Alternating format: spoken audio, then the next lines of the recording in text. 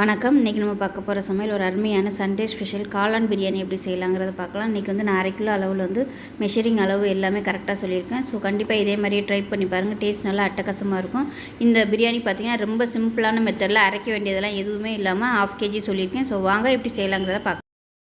Cooker எடுத்துக்கலாம். Cooker சூடானதும் எண்ணெய் பார்த்திங்கன்னா 150 ml வரைக்கும் எண்ணெய் சேர்த்துக்கலாம். அது வந்து நீங்கள் நெய், தேங்காய் எண்ணெய், கடலை எண்ணெய் எதுனாலும் கலந்து எடுத்துக்கலாம். எடுத்திங்கன்னா 125லேருந்து 150 வரைக்கும் எண்ணெய் தேவைப்படும். நான் வந்து 125 ml வரைக்கும் எண்ணெய் சேர்த்துருக்கேன். நான் வந்து நெய் சேர்க்கல. நெய் வந்து கொஞ்சம் சூடானதுக்கப்புறம் சேர்த்துக்கலான்னு வச்சுருக்கேன். எண்ணெய் சூடானதும் பிரியாணியில் 2 சேர்த்துக்கலாம். பட்டை வந்து ஒரு 3 பீஸ் சேர்த்துக்கலாம். 3 ஏலக்காய், ஒரு 4 கிராம்பு சேர்த்துக்கலாம். இப்போ இது எல்லாமே பொரிய ஆரம்பிக்கவும் 200 கிராம் பெரிய வெங்காயம் நீளமாக இருக்குனால சேர்த்துக்கலாம்.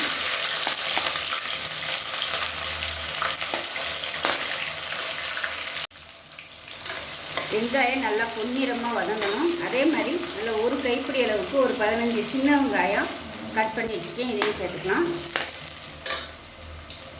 இது கூடவே ஒரு 6 பச்சை மிளகாயை 2ஆக கீறிட்டு சேர்த்துக்கலாம். இதோடவே ஒரு கைப்பிடி புதினா கொத்தமல்லி சேர்த்துக்கலாம். எண்ணெயில் சேர்த்துட்டோம்னா அந்த இலையெல்லாம் நல்லா வதங்கிடும்.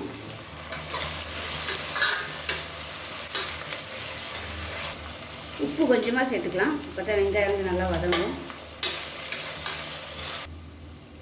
இப்போ பாருங்கள், வெங்காயம் நல்லா வதங்கிடுச்சு. இதில் 100 கிராம் அளவுக்கு இஞ்சி பூண்டு பேஸ்ட்டு, 50 கிராம் இஞ்சி, 50 கிராம் பூண்டு அரைச்சதை சேர்த்துக்கலாம். இப்போ இதையும் சேர்த்து நல்லா வதக்கிக்கலாம். வெங்காயம் நல்லா வதங்கினதுக்கப்புறம் தான் இஞ்சி பூண்டு போடணும், இல்லைன்னா வெங்காயம் வந்து வதங்காது.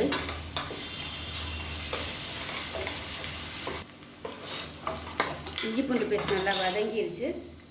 1 டேபிள் ஸ்பூன் மிளகாத்தூள், 1/2 டேபிள் ஸ்பூன் தனியாத்தூள், 1/4 டேபிள் ஸ்பூன் கரம் மசாலா, அதே மாதிரி 1/4 டேபிள் ஸ்பூன் மிளகுத்தூள் சேர்த்துக்கலாம்.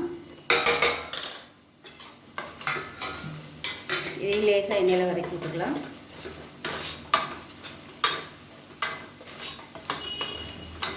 இப்போ தக்காளி சேர்த்துக்கலாம். 200 கிராம் தக்காளி பொடியாக கட் பண்ணதை சேர்த்துக்கலாம். இப்போ இந்த தக்காளி வதங்குறதுக்கு உப்பு சேர்த்துக்கலாம். தக்காளி நல்லா மசிஞ்சு வந்துடுச்சு பாருங்கள். இந்த மாதிரி நல்லா மசிஞ்சு வரணும். மூடி வச்சு வேக விட்டிங்கன்னா உங்களுக்கு தக்காளி வந்து சீக்கிரமாக மசிஞ்சிடும். இப்போ 100 கிராம் அளவுக்கு தயிர் சேர்த்துக்கலாம். இதே அளவு நீங்கள் 1 kg எடுக்கிறீங்கன்னா அப்படியே டபுளாக எடுத்துக்கோங்க எல்லாமே. இப்போ தயிர் சேர்த்து அதில் வந்து எண்ணெய் பிரிஞ்சு வரட்டும். இப்போ பாருங்கள், எல்லாமே நல்லா வதங்கி இந்த அளவுக்கு எண்ணெய் பிரிஞ்சு வந்திருக்காங்க பாருங்கள். இந்த மாதிரி தொக்கு மாதிரி வரணும், அப்போ தான் நல்லாயிருக்கும். இப்போ வந்து நம்ம மஷ்ரூம் சேர்த்துக்கலாம். 2 பேக்கெட் மஷ்ரூம் எடுத்திருக்கேன். கொஞ்சம் பெருசாகவே கட் பண்ணிக்கோங்க. வதங்குச்சுன்னா சுருங்கிடும், அதனால் பெருசாகவே கட் பண்ணிக்கோங்க.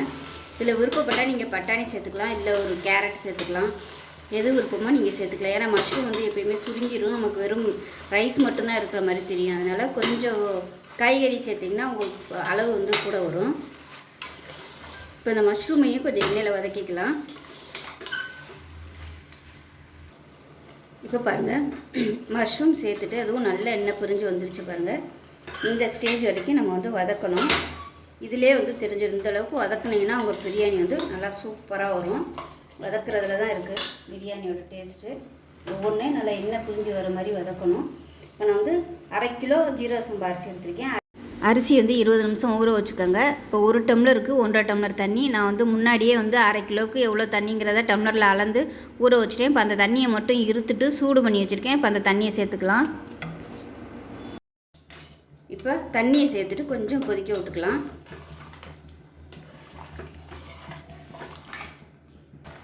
தண்ணி நல்லா கொதிக்க ஆரம்பிச்சிருச்சு. இப்போ நம்ம ஊற வச்ச அரிசியை சேர்த்துக்கலாம்.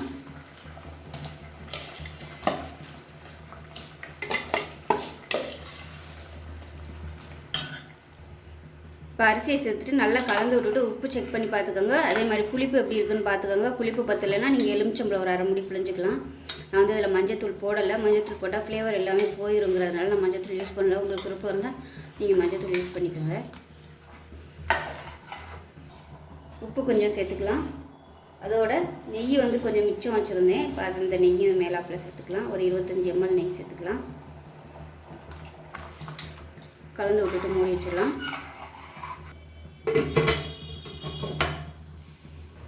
விசில் போட்டுட்டு நல்லா 2 விசில் விட்டுட்டு ஸ்டீம் போனதுக்கப்புறம் பார்க்கலாம். இப்போ ஸ்டீம் போயிடுச்சு. பிரியாணி எப்படி இருக்குன்னு பார்க்கலாம். பாருங்கள், நல்லா சூப்பராக வந்துடுச்சு. ஸோ தாரிச்சுன்னா நல்லா உதிரி உதிரியாக சூப்பராக வந்துடும். அப்படியே நம்ம வந்து ஹேட் பேக்கில் வந்து எடுத்து கொட்டிடலாம்.